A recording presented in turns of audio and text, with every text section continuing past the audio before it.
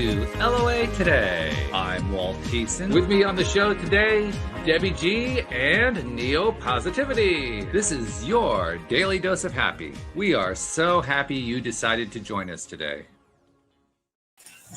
Now, I have to admit, there's a little bit of dishonesty in advertising in that particular intro because it's a little bit more than Debbie G and Neo today. It's like twice that number, if you can actually get my drift, because, well, we got two really cool things going on today. First one is we are actually welcoming a new member of the team here, Victoria Reynolds, who's also a major player here in this group here that we're a part of, is joining us on Friday. So first thing I got to do is bring her in and say, hello, Victoria, and welcome. Thank you for joining us. How are you doing today? Hi, Walt. Thank you for inviting me to be here. Glad to have you. And we also have a listener who is joining us. Now, this is somebody who has written in quite a bit, and she has sent lots of emails, lots of supportive stuff. And now she's got a cool story to tell. So we're starting off with her. This is Deborah.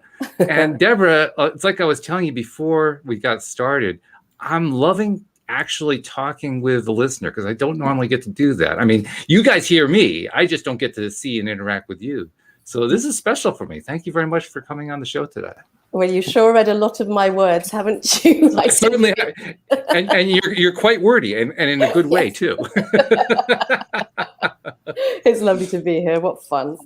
But we're going to go with you first because you have an interesting story to tell. So I'm just going to turn it over to you. I'm not even going to do an intro on it. I'll let you just bring it on. Tell us the way you want to tell it. Which one are you talking about? Are you talking about my Camino story? The Camino story, yes. Okay. I don't know if you had a chance to listen at all, but basically the two loves of my life are the Camino de Santiago, the pilgrimage route in northern Spain. I don't know if you guys all know that one. I'm not familiar with it myself. Okay. So it's a pilgrimage route in northern Spain. There are a lot of them. I don't want to be too long-winded about this, so cut me off if I get too verbose. You know that I will. I had been leading groups on it for many years, and then finally got a chance to walk my own Camino in 2017. And this was all part of, I was already listening to your wonderful show. I'd been listening to lots of Pam Grout stuff, appreciation. I was just really feeling the vibe, really starting to, I hadn't come across Abraham or anyone by that stage. But anyway, so I was really happy to be walking the Camino with my husband of 19 years. Very nice.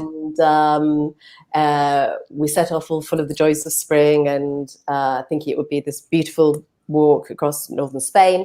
It's 800 kilometers. It's basically to Santiago de Compostela, which is supposedly the resting place of the Apostle St. James. So that's why the route is there. It follows the Milky Way. It's was also a pagan route. Anyway, so we were going to be walking this route, having a splendid time in nature, meeting people along the way. And what happens on these Caminos are what's called a pilgrim's family is formed. So you meet people near to the beginning, and it's a very magical place to be.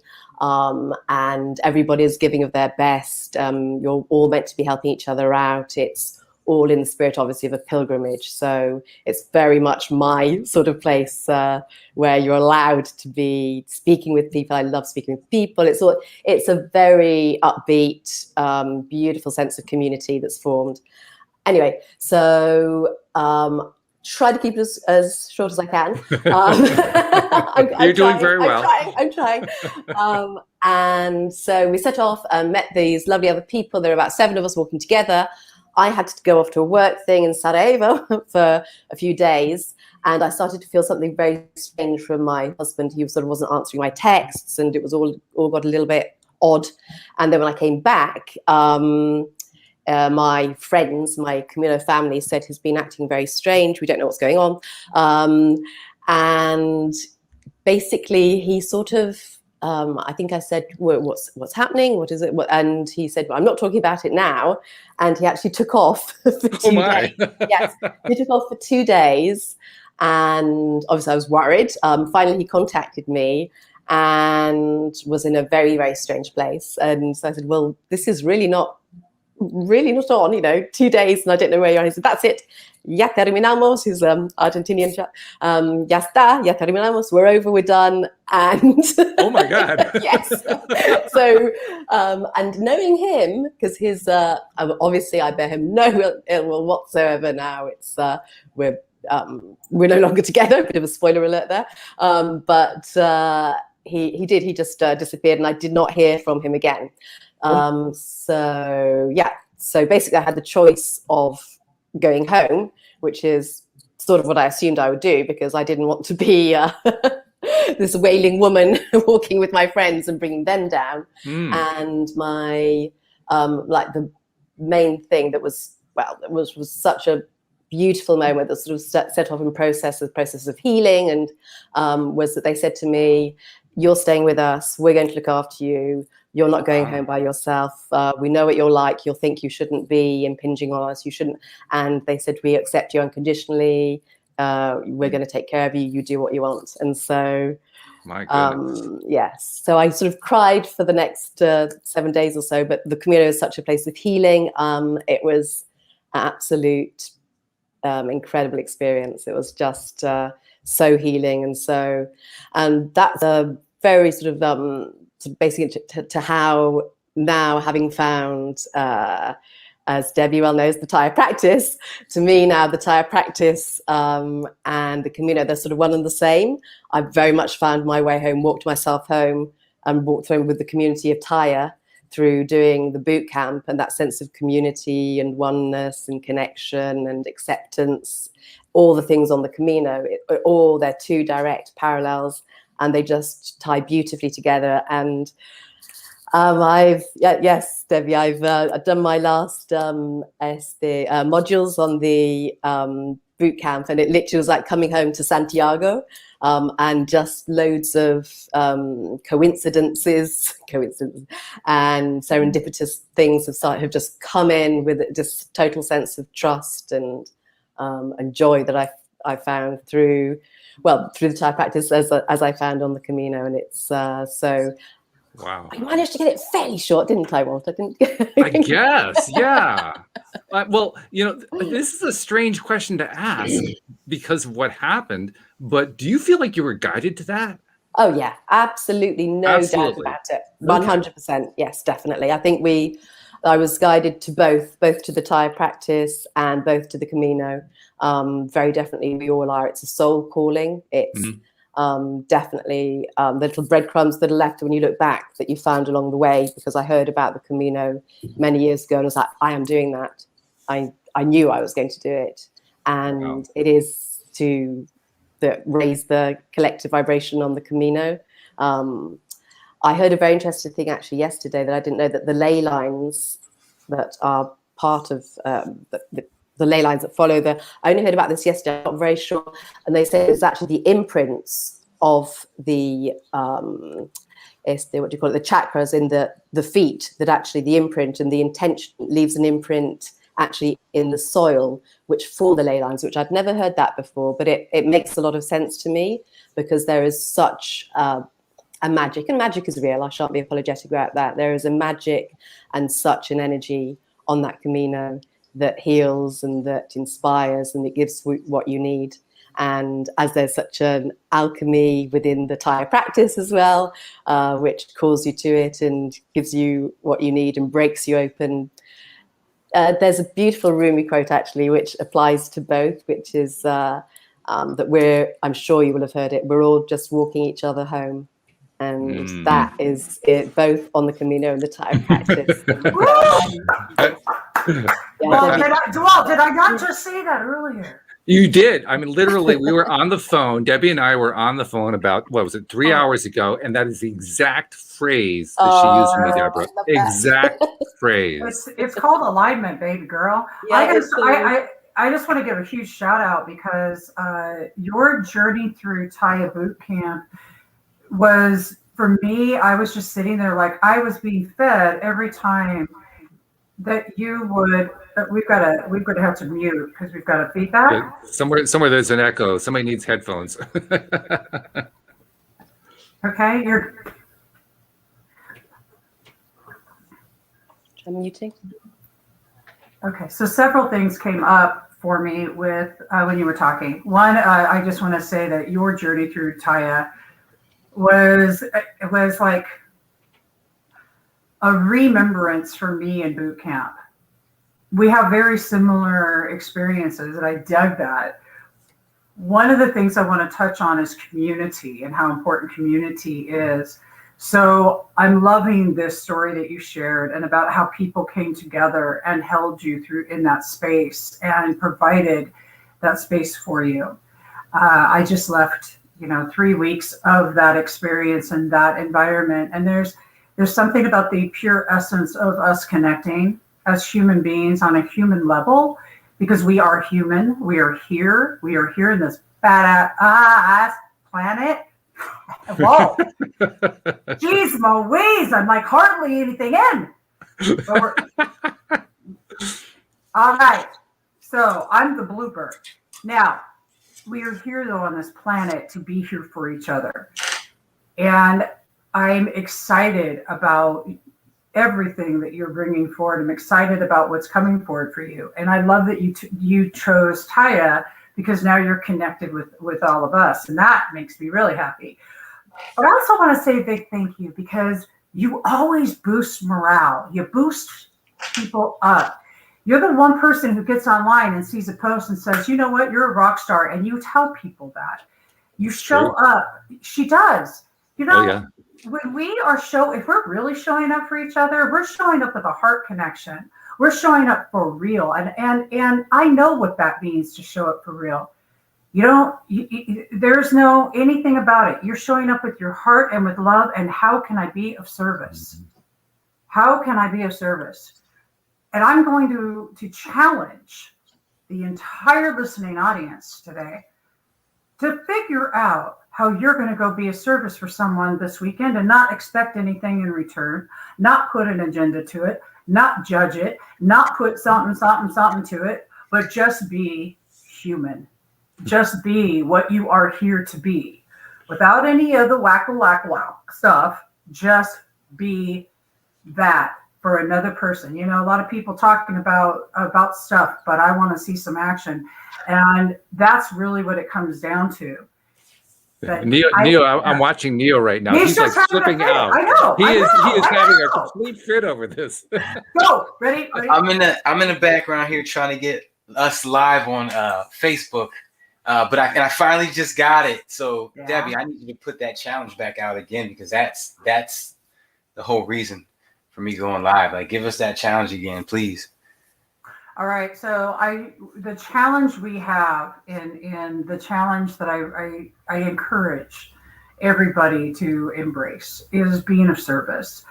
The very thing that you seek is seeking you, but it means to show up as that and to be that. And it doesn't mean I'm smarter than or less than or anything. I'm talking about showing up straight up on the front lines as a co-creator, as a person on this planet, as a human being, and ask somebody, what can I do for you today? And the person on the receiving end, the challenge becomes receiving and knowing that you are worthy of receiving, just as we are giving. So the challenge is to show up for people in this world this weekend. See where you can be of service and not talk about it. Don't talk about it. I don't want to hear about it. Nobody wants to hear about it, because then you're just martyring yourself. So don't BS yourself. All right. Just do it. Just go do it. Just be that. And then come back and talk about the heart connections that you've made, not the actual thing you did. Because you're not hearing me talk about Creststone and saying, oh, I did this, and I did this. No, I'm going to tell you, I got down into the trenches with people, and we loved each other and helped each other through, like what Deborah has been through. When you're faced with adversity, when you're faced with things, the true appreciation of the human being comes when you can actually hold them. And that's all you're doing. That's all you're doing. And by the way, you're getting reaction in the live stream too. Louise is saying, I love this challenge. Thanks, Debbie. Joe Slicker putting his hands up. High fives. Jillian, Joe, Donna. I mean, everybody's just jumping up here saying hello. So you're getting reaction there, girl. Well done. That, Really well done. we love reaction, guys. Now that since you're reacting, then go ahead and start thinking about how it is that I can implement that reaction.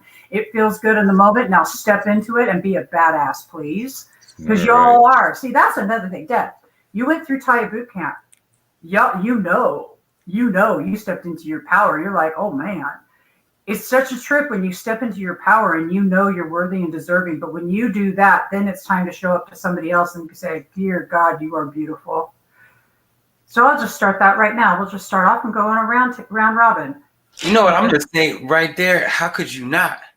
And to people who haven't experienced this, they probably won't even know what I'm talking about. But once you feel that good within, you want everybody to feel like that. That's true. So you start doing things, but not everyone's so receptive to that. And then they start to, knock you down and less and less people are receptive to it. You got to stay up there. Don't reduce yourself to other people's freedom. Hell no. People talk, dude, let them talk smack. Actually, the fact of the matter is if you got somebody talking. Talk smack. Well, hell yeah. Because if you got somebody talking, baby, it's because you're doing something right. Now, we're going to just start right now with Deb. I want to just tell you that I see your light and your beauty. Look at her smile, everybody. Oh, God, it's huge. Right? And her glow about who she is. I'm actually more of an oral person. I hear more than I see. Not that I don't have eyesight, but my hearing is much better. And I was just hearing glow when she was talking. I was hearing glow. Yeah. Hearing glow. Deb, how does that feel? We hear your glow. Yeah, I love that. And it is as well, you having been through Taya boot camp, it is just, you can't stop it from shining. And it is just so glorious to see. And I'm seeing it now. I was just having a beautiful conversation with a woman who has just joined and feeling exactly the same insecurities as I was just, 12 weeks or so ago, and that same lack of worthiness and that same knowing that you're connected and knowing that you're light and knowing that you have that within you, but it's not a full-on knowing until you've actually been through it. It's sort of like a needle that I felt as if it was a needle that slowly tipped, and it got to like a tipping point, and then it goes from being a sort of knowing it to an absolutely trusting it to a full-on knowing it, and knowing that we're all just reflecting the same light. None of us, it's literally the same light that we're all reflecting, and that there is no all that ego stuff. There's nothing wrong with the ego, but to finally have come from that place of, and I have to thank you, Walt, for this, because you personally have been a big part of my, I hate to use the word journey, it's such a cliche, I can't think of another word. But you personally, Mr. Thiessen, or however you went to pronounce it, have been a big part of my experience, shall we say. And because I found LOA today, like, I don't know how many years ago, maybe 5. I don't know how long it's been, 4 or 5. I lose track of time. And I've been doing it almost 9 years. I lose track of time, so you're not alone in this. I mean, seriously. Yeah, I can remember when I first started thinking, what a lovely, humble, genuine guy this is. Because you will, that's how. No, but you do. You feel that. Of course, you pick up. We all know when someone's authentic. And I love the way that you weren't pretending to have the answers. And like, I thought, he's a seeker like me. I'm going to listen with this guy, and then to see you. Well, it was really easy because I didn't have the answers, so it was really straight. But it was so lovely. It was so lovely. Can anybody raise their hands here if they have if they've got the answers? Because if that person's here, I'm fucking. They should, yeah, right. Yeah. Sorry, guys, I just did it again. I'm gonna run. Oh my god. Okay, so did y'all just see what happened though? I want to ask something though. Can I? I want to challenge Victoria. Welcome, Victoria. Yes, Victoria's wondering what's going on. Like, what have I gotten into here? Oh my god! I want everybody, if you get a chance, to go around the room and answer this question that I just got based off of what everybody's glowing about. But as people, we get used to things. You're chewing on food, the flavor disappears. That car that you just got is amazing till day 3 or 4. So when you're riding that wave, the question is, what happens on day 3 when it just doesn't feel as good on day 1? And there's no new wave to get on, and it's hard to get back on that one. And I like that question in particular because I have this mental exercise I do where I review a highlight. And I always tell people, if you got to go back to your high school graduation, go there. It could still feel like it's happening now. That's one thing you do is invoke those type of feelings again, you know, water the seeds and thoughts with some things. And y'all know. So, like I said, day 3. So what do you think, Victoria? Well, I go for a walk on the beach.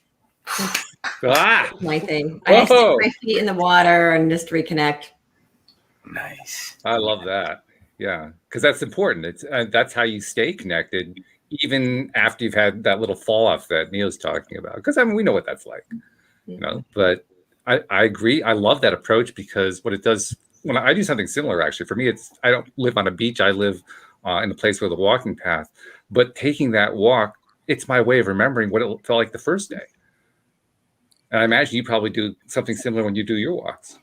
Yeah, it clears the gunk out of the head, It does. for lack of a better word. Yeah. Yeah. And drops it on the path where it belongs. Debbie G, what do you do if you don't have a beach? But I do. But she does have a beach. No, what do I do? She's I the mean, best one to ask it. Nah, you know what? I'm traveling so much all the time that, and this is really important because really what you're talking about is self-care. Mm-hmm. And how do you implement self-care and how do you recognize that that is necessary in your life? And how do you slow down? And that's what we're talking about is when we slow down to become more present.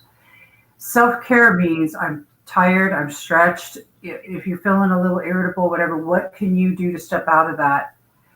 Breath.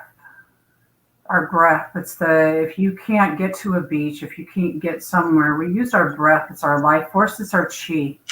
So we take a deep breath in, and Neo's got some great breath work that he does. Mm-hmm. But we take a deep breath in and then just say thank you for the breath. That's Thank good. you. Yeah. It may sound simple, but if you breathe and you put the oxygen into your body, which is what your cells are seeking, because you are a human being on this planet having an experience that requires breath. First thing you take, last thing you take when you leave. It's vital, supery dupery important. So is what you're thinking. So as you're breathing, I'm going to encourage at a deep level of what can you be appreciative for. And I'm going to give you guys a simple little one right now. I was in Crestone. We were off the grid. Walt and I had a conversation today about... I know what's coming. Look, I appreciate toilets more than I've ever appreciated them in my life.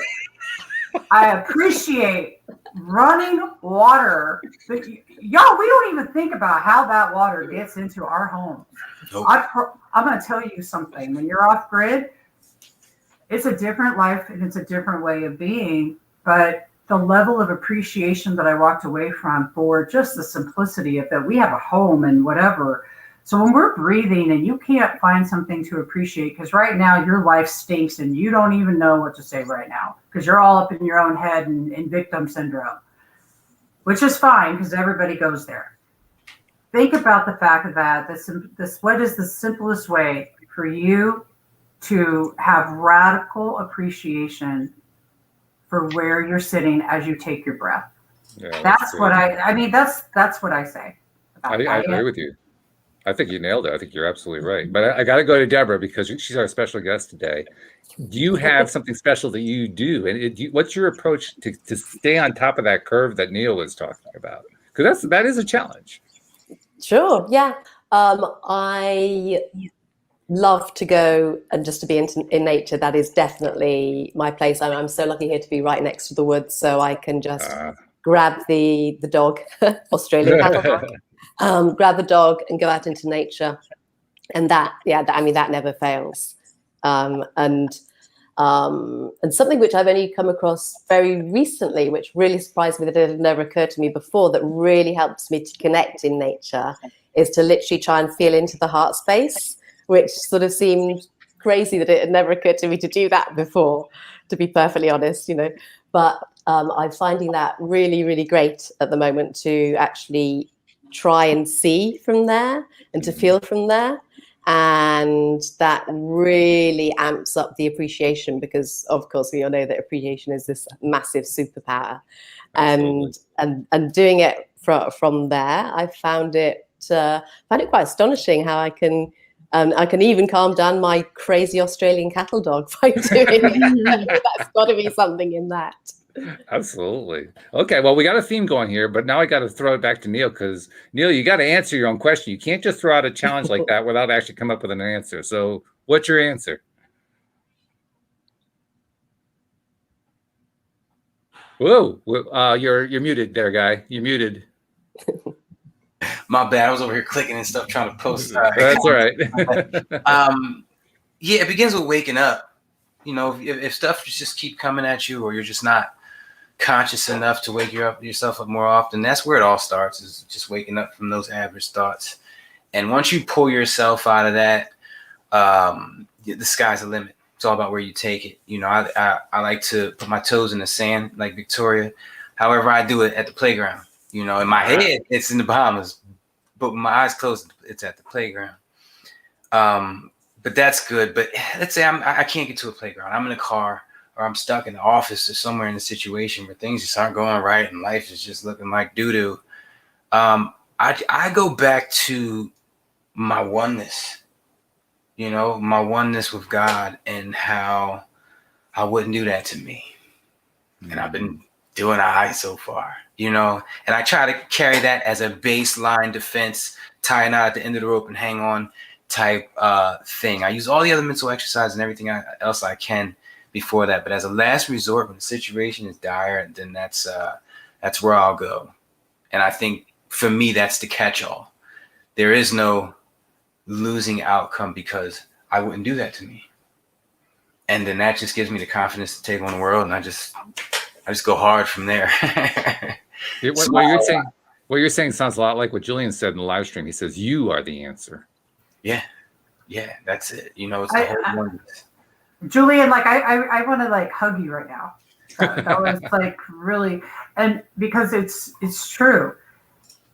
One of the things that came up recently. I'm going to do a little shifty poo poo if we could. Okay. Belief systems, y'all. Okay, this one's been I was talking to Walt today about belief system, and what a crock they are. What an absolute complete crock of poo. I don't know about y'all, but I didn't say it. I appreciate that, by the way. I totally, right? You and I both know what you're talking about, and you didn't go there, and I just got to, I got to commend you for that. Yeah, so, I get like a brownie button for that. So absolutely. One of the things that hit me it's really, really hitting me hard, is the right of every human being to have their own belief system. And to also know that most belief systems, I'm going to say all belief systems are probably just silly, because as perspective shifts, so do our beliefs. And then I started looking at the belief, so I want to encourage now this allowingness and flow. If you say, well, I've always done this is the way I was brought up, and I've always done it this way. If you ever catch yourself saying that, that's a stop and ask yourself, oh, okay, does that still serve me today to do it the way that I've always done it? Or is it possible that I might need to shift how I see things? Our belief system. Now, when you run into people, I'll get time out. I got time out. No, I was just. He put me in time out. Y'all see how he did that? He even did it like he was an umpire in the thing. Time out. Go, baby. Tell me. I'm sorry, because I know I'm going to forget. Always be improving, which means something has to change always. So there is no, should I change? No, be changing every day. Be a better person today than you were yesterday. Something can change. Something can and so I just wanted to throw that in there. Dude, is your belief system the same as it was a year ago? A year ago? Yeah. Nah. Is it the same as it was 5 minutes ago? Let's put it that way. Seriously. So y'all know whoever. No. So if you're holding on to that, like you for dear life, my belief system, could it be possible that that thing's the very thing that's keeping you from attracting everything that you want in your life? Yeah. And also to kind of just put some whipped cream and a cherry on top, everybody has a right to whatever it is that they are believing. Yeah. And I sometimes recently kind of said, well, I wanted to get judgy. That's all I'm going to say. However, I had to get in check with myself. And when I get judgy, I'm going to tell you all right now, I eat it real fast. I had a flat tire within 5 minutes of my judgy. I don't know about you all, but I manifest stuff so quick. I know. That's a real story, by the way. She's not just making that up as a metaphor. That actually happened. No, it didn't. No, It totally happened. Yeah. It totally happened. Now, I want to tell you all something about judgment and about belief systems and everything else. Really, what I ask myself is what value is it not meeting in my life? Is it not meeting my value for integrity and respect? Yes. But is how I express that out to another human being needs to be with compassion and love. Mm-hmm. It doesn't need to be I'm right, you're wrong, so you're an idiot, because that's the old way of being. So when I bring up belief and I bring up how that we view our life, whatever that we are holding on to as an anchor, let's say that you are so attached to this belief, and an attachment period is going to keep you constricted. It's attachments or constrictions, unfortunately, at least in my world. So this is where I'm going to encourage, is releasing the attachment to have that need of that belief, because it's quite possible it's keeping you, again, I'm going to say it, from that law of attraction flow, ebb and flow. That really is what we're all seeking, just that ebb and flow of life. Neo, you brought up, what do you do when you're at that ebb and flow and you're on the other side of the ebb, Well, what you're talking about is reminding me of the way Abraham teaches what belief is. Tell me. Well, because they teach you that a belief is a thought that you think over and over again. So literally all of our beliefs that we have they started with thoughts, and we just kept focusing on them continuously until we started to believe them. And you manifest proof that that's what is real. Yeah, absolutely. Oh my God. But to me, it's like there's like good news in there. The good news, we can look at it one way that, that's how we tie ourselves up in belief. But on the other hand, we can say, well, geez, if I can create one belief, I can create a different belief. I can cancel the old belief and create a new belief in its place. And I can do it anytime I want to, just by changing my focus. So that's why I love the Abraham answer on that one. It's like, whoa, let's stop making belief something that traps us and turn it into something that empowers us. You know what I noticed recently about repetition? I could say anything a bunch of times, and it might sound crazy, like an affirmation, like being a billionaire or whatever. And like the more when you say it, your mind starts to run the scenarios about how it could happen. Well, you could have a rich uncle that dies that you didn't even know about. But the more you say it, you run more scenarios. The scenarios get better and you get more believable. Then you start to believe that you could get it.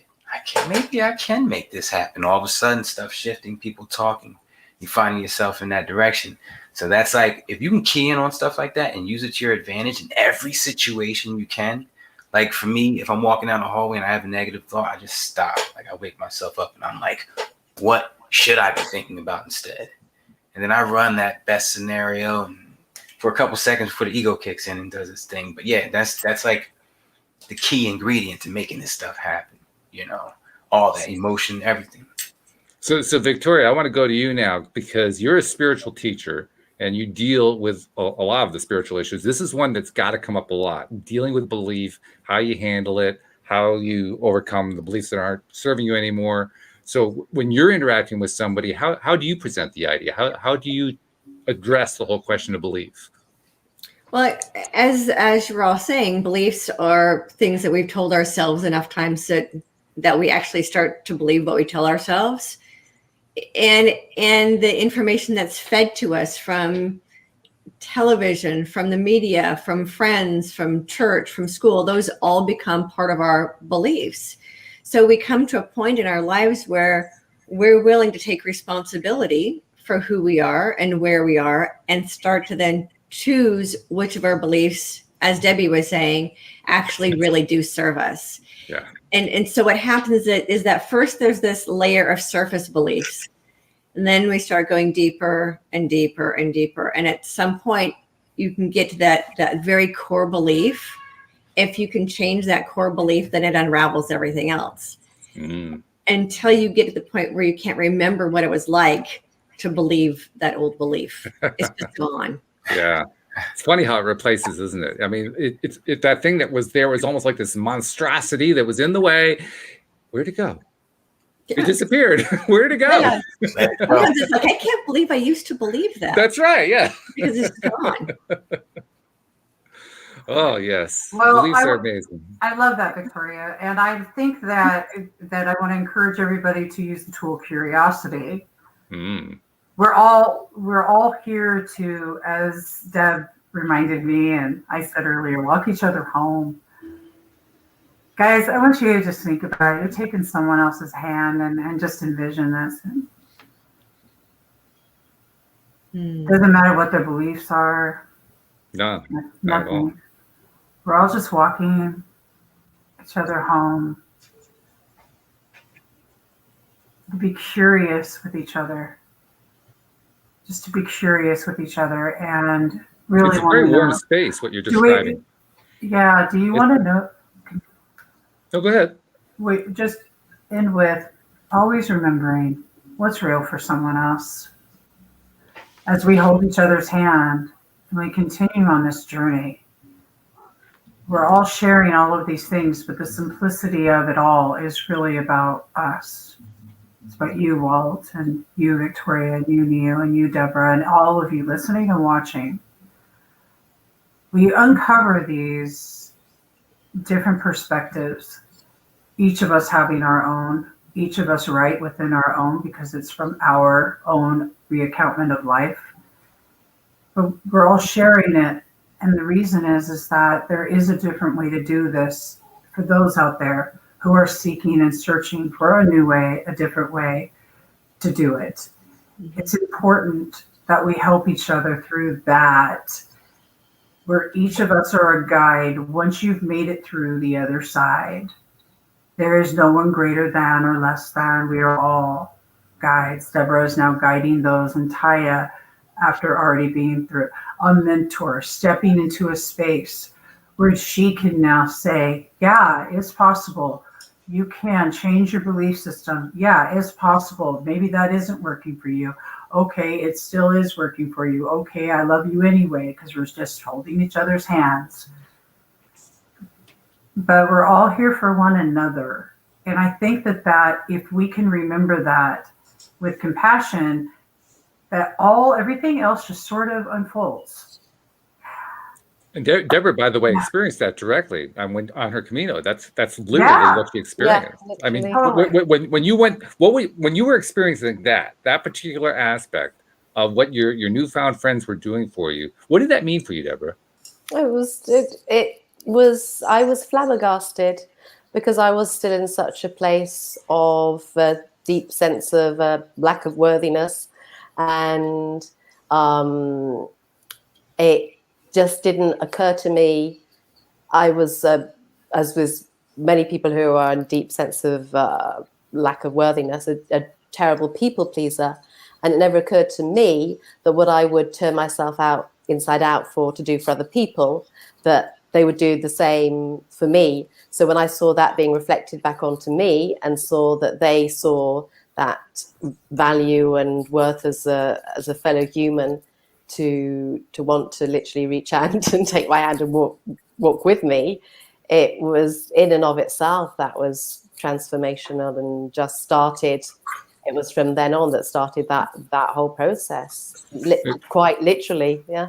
And the truth, when you say transformational, you mean within yourself. Oh, 100, yes, absolutely. Yes. So talk about, just for a second, what decisions did you make in the midst of that environment to transform yourself? Well, it started with, because the Camino will put in place exactly what you need and not what you want. Mm-hmm. And so it started literally with the very people that I was walking with. And two of them were very assertive women, and they said to me, "Why are you always saying sorry?" And oh my God, I really am. I do. And obviously the reason was that sense of, well, I'm not as important enough to take up space. I should be apologizing if I'm late. It didn't matter if other people were late. That didn't matter to me, but I had to be on time. I had to be the one that, and that was like the beginning of when they said that to me. And when I started to reflect on that and to, that just I've started off the whole process of understanding that in fact I was absolutely worthy. It took a while to get all the way there, and it only culminated, and it's like my Camino culminated when I finished the tire modules. That's when it literally all came together, and now that's when obviously at the end of that you are in a place of absolutely knowing your sense of self-worth, which is what Debbie said, is exactly just being the oneness that we all are. It's nothing to do with me individually. Obviously, it's just I am part of that light that's with it and all. Well, you had a very special version of it. I mean, you had a journey within a journey is what you had, because the Camino itself was a journey, but you also had your internal, you were taking one step at a time, developing your own self-love, developing your own self-appreciation, culminating, like you said, in what happened in the Thai boot camp. And that's really what this whole spiritual journey that we're on is all about. It's that one step at a time. I mean, Neo, you talk about stepping is like a big part of your summits, for goodness sake. That's a huge part of what you talk about. So tell us what your approach is in thinking about and approaching that one step at a time thing. Well, what's the end result? And I can walk you through one. Give me like an end result. Oh, you mean like a hypothetical one? Okay. Yeah. Well, let's use the one that Deborah just used. She was trying to achieve a greater sense of self-worth, self-love, self-respect. Well, first step is always wake up or get present. You know, you got to wake up from whatever thought you were just having or whatever scenario. Once you wake up, if you want to feel great, think about your first paycheck. Give you an example, kind of a mix of what you guys are talking about, what I was talking about earlier. I had one of the biggest days of my life a couple days ago. And today's just a normal day. It's already worn off. And I can go back and get it back pretty well. To put me in a good headspace for the rest of the day and keep thinking about it. But tomorrow's it's going to be even harder, you know, and those are the moments where if I really, really want to get myself up, I choose something I'm really, really good at, and I either do it or I think about when I was doing it. Like for me, it's kind of sounds silly, but there's this video game that I like. That's all right. Nothing silly about a video game. They're popular these days, so you're okay. I bought the Oculus. It's a headset, virtual reality. I bought it so that I can spend more time in different places on the planet, especially in the middle of a stadium packed with thousands of people. That's how you manifest. Okay, yeah, I'm about that video game right now. Let's do it. But there's one other game on there, a couple other, because I like gaming, but I'm really good at it. And when I'm winning, I feel great because I love what I'm doing. I know I'm number such and such on the planet, and I'm just the man in that moment. And that's what you need, especially when you're down in the dumps, when you could raise your vibrational frequency, that major gap, and then you'll sit there because you know you're good at it, and you're not going to stop being good at it for a while. And so find that thing that you're great at. I know people say, being a parent, that's cool if you really believe that you're a great parent. But for I like to get more specific, like Madden on the Xbox. Awesome. I'm awesome. I'm like ranked 350 in the world, and there's 50,000 people playing right now. And so I can look at that and say, yeah. And then I can run a couple scenarios, a couple wins, and yeah, I'm on cloud freaking 9. Find something like that. Maybe you're a good driver and nobody knows it. You just be swerving in and out of traffic. I don't know. Find that. Use that. I have to admit, I do the same kind of thing, but I do it with online poker. I just love playing online poker tournaments. Oh. The best thing in the world is when you win a tournament where there were like 400 people in the tournament. And you say, how did I get here? Because you'll never win there by wanting it. You'll never win a tournament that way. You have to connect internally and just go with what your internal guidance is. Otherwise, you'll never get there. But it's an amazing feeling. that mental exercise I call review a highlight. It's one of my big ones. I always keep this index card in my pocket. I'll make a new one when I come up with better ones. But that's a huge one for me. And that was actually the topic of May's summit. Quick plug, Neo-Positivity's Thoughts Become Things Summit every month. That was the topic of May's summit, was review your highlights. Review a highlight. I don't care if it's, like I said, graduating high school. If you want to graduate college, remember when you graduated high school, how good it felt. You want to get remarried, remember when you married the first time, how good it felt that day. Don't go anywhere past that day, because obviously it was that day. But that day. I do coach relationships. I love that. Go ahead, and I heard that, Neo. I was just saying. And here's the thing about it. If you want a new spouse, but your old or current spouse is not the ideal, you can go back to the one before that was. Or go back to a time in that relationship where it was right. None of that matters. The face doesn't matter. It's the feeling. Mm-hmm. Someone outside of me gave me that feeling. I was appreciated. I was loved. I was reciprocating. Boom. And then manifest more of that. But you got to spend time there, headspace there, seconds there. It's a great point. And Victoria, the thing that occurs to me is that we very often forget that, yes, it's great to get that. It's important to get that support from others, but we often forget to use it. And I mean, all that, Debbie, what you were talking about is so important. You have to be there for other people. You have to be of service to other people. But if they're not going to pick up what you're giving them, what good is it? It isn't really helping unless you actually put it to use. So, Victoria, I got to ask you, if you're dealing with somebody who is not really good, kind of like Deborah was talking about, you know, I'm thinking of something Cindy Chavez, who does the Wednesday show, talks about how she used to go out to dinner with a friend, and the friend would say, I got this. And Cindy would say, oh, no, I've got this, picking up the check, because she couldn't allow herself to have somebody else buy lunch for her. She just couldn't let it in. You know, so when you're dealing with that kind of situation, how do you help somebody get past to the point of saying, I deserve this help. I deserve this outreach that somebody's doing for me. Yeah, you know, one of the things I find interesting is that some people have more of a difficult time receiving than giving. No kidding. Yeah. And it's all a self-worth issue. And so when I'm working with a client, we're sitting down and trying to figure out where those self-worth issues come from. Mm-hmm. Because for a lot of people, when they give, they get that good feeling that comes with giving, but there's such a need to justify why they can't receive. And so one of the things that I teach people is that when you deny someone giving you a gift, you're denying them that feeling that they get by giving to you. Oh yeah. How selfish is that, to deny someone else the gift of that they get from giving to us? And when we kind of flip the script on that, then people can start to see, oh my gosh, yeah, I'm actually denying the joy that comes with giving by not allowing people to give to me. Which is ironic, because very often we're asking the universe to deliver stuff of various kinds, and then we're not letting it in. We're like, well, I love that. That's a great freaking point. Yeah, it is. Well, it's also, and I love that. And Wayne Dyer talked about that a lot. Mm-hmm.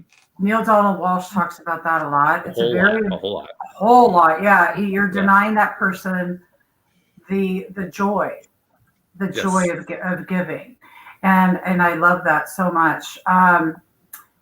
Dr. Robert Emmons from UC Berkeley, who wrote the book on thanks. If anybody really wants to do a study on appreciation and gratitude, those tools and others are in there to grasp a hold of. But I love that you said that. Now, can I just I'm going to broach another issue here. Okay. Sometimes we're giving, but that's because you're in your victimhood and you're being a martyr and codependent. Ooh, yeah. Okay. Sometimes you are in receipt because all you're doing is taking, because you haven't learned how to give. Mm-hmm. So take a look at your own behaviors.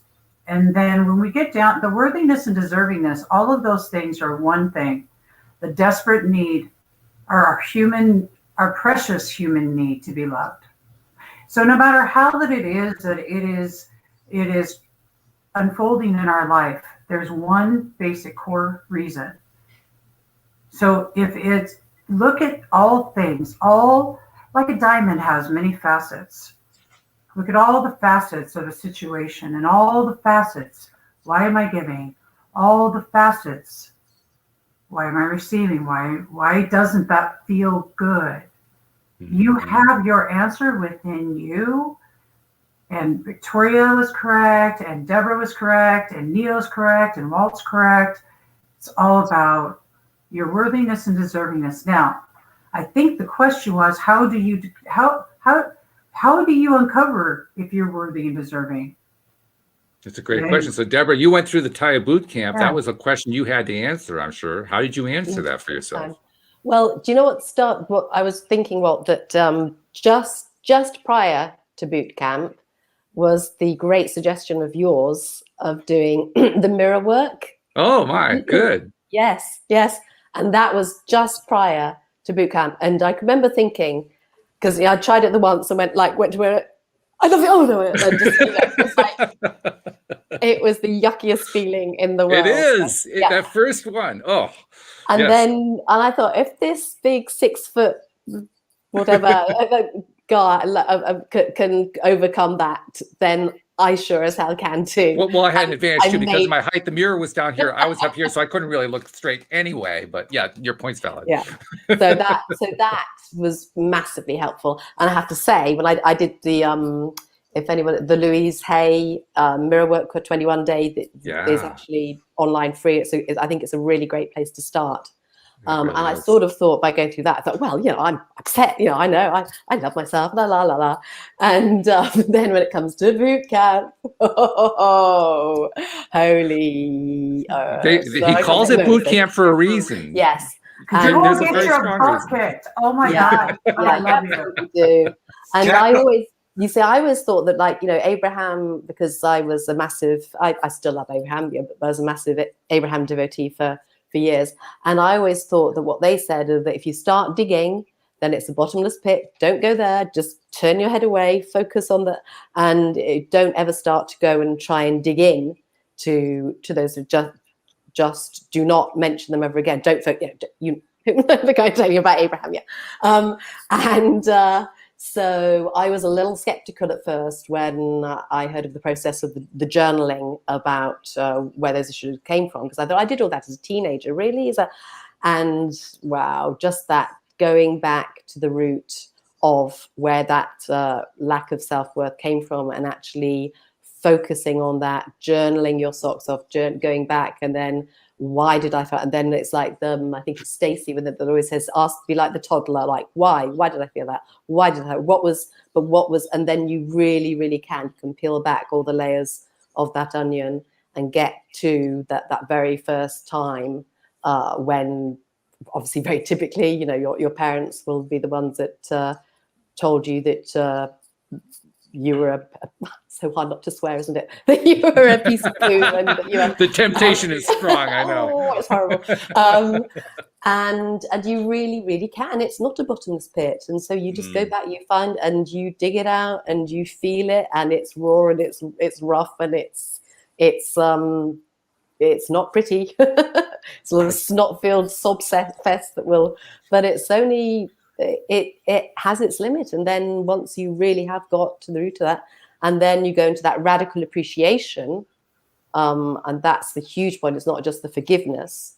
You understand that I just absolutely totally get now that I chose those parents to be born to. I absolutely chose that. I chose those circumstances of my birth. I wanted to learn. I wanted to grow. I chose them. We co-created that together. I literally feel that it's not a question of like, oh, I forgive my stepfather. I am in such appreciation of what we co-created together, and of this wonderful expansion that has come from that. And it's really hard, I think, to actually. When I first heard the process, it's very hard to think that it's not just going to end up in this horrible, massive introspection, and but you don't. It comes, and then you are and another thing I was going to say earlier was that when I think for people that are listening too, that sometimes I think when you do go down your spiral, when you feel down, that's actually perfectly okay. Yes. Do not panic. Everything is fine. And what helped me massively to understand with that is the process of vibrational flow, which Abraham doesn't speak of, and which I hadn't come across. And when I heard that, I knew that we are all on this absolutely, we're in a polaric universe, and the vibrational flow is perfectly natural. And so obviously when we're up there, like, you can't imagine ever feeling down there again. And so there's that sense of panic when it does come over you. But then gradually that sense of trust starts to build, and you absolutely know. I think it's like in Abraham, it's step 5, that being, it's a while since I've listened to Abraham now. I think it's the step 5 of the process where you're actually, they don't call it down the spiral, but you're in that state, but you appreciate it. You're basically going back to step 1. You're running through a cycle. But you appreciate when you actually get to a place where you can appreciate feeling like a soft poo. Yes, you can appreciate that because you know that you're, somebody termed it down to sea, down the spiral, down to sea. You're down there for a reason to actually, that's where the creating that's what the beauty happens. is, And to actually get there and to be able to be in there without, I mean, first of all, it was all I could do, not, won't panic, nothing is wrong, nothing. I'm just like holding onto the table edge, like, I know nothing's wrong. Really doesn't feel like it. No, nothing is wrong. But you can get to a place where you just, okay, that's interesting. I'll appreciate this too. And then, of course, that in and of itself gets you to raise your vibration. But I think I came a long way from what the original question was. Now I can't remember. That's all right, though.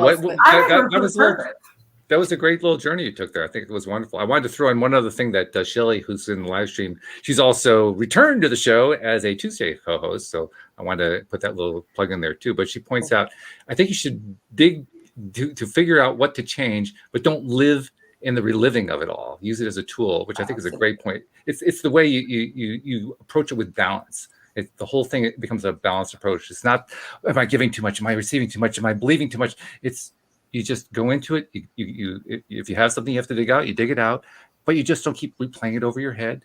You don't keep reliving it. You don't keep miring in it. You just go through it and let it go. Well, once you reach sorry, Walt, once you reach that place of appreciation for it, you don't need to go there again. And you don't need to anymore after a while. So you don't need to. I love this, you guys, because really what you're saying is I think we talked about it, as long as you're attached to the old story, as long as you're attached to, well, I was brought up this way, my parents did this, and as long as you're telling that story, you're still in your victim. You're still, you relive it every time you speak it. So I'm just curious of, how do we break that by becoming appreciative? We don't have to relive it. Well, I think we're gonna have to save that topic for next week because we actually, as usual, we've just run out of time. I mean, this hour just flies, and this is something you have to kind of get used to on this show. It just goes away really, really fast. So we're going to stop right there. First of all, Deborah Wilson, thank you very much for coming on the show, sharing your story, and that story rocks. That story is absolutely fabulous. So we really appreciate you coming on to tell that. I want to inspire other listeners in case they've ever thought about coming on, see what happens if it actually works. It works out really, really well. So Victoria, thank you for joining us. I mean, this has been kind of crazy with 5 people. We'll get to know you more next show, but you kind of went into the deep end today. So I hope you didn't drown. It was good though. Okay. All right. Debbie and Neil, great to have you back. Debbie, especially because you've been on the road so much, but I know you're going to be in and out. We're looking forward to what's going on there, and Neil, next time you're gonna have to tell us a little bit more about what's going on with the next summit. But we have to draw a line right there because you have to draw a line somewhere. So thank you to all of our live streamers. Thank you especially to our podcast listeners everywhere, and we'll see you all next time here on LOA Today. Goodbye, everyone. Thanks, man.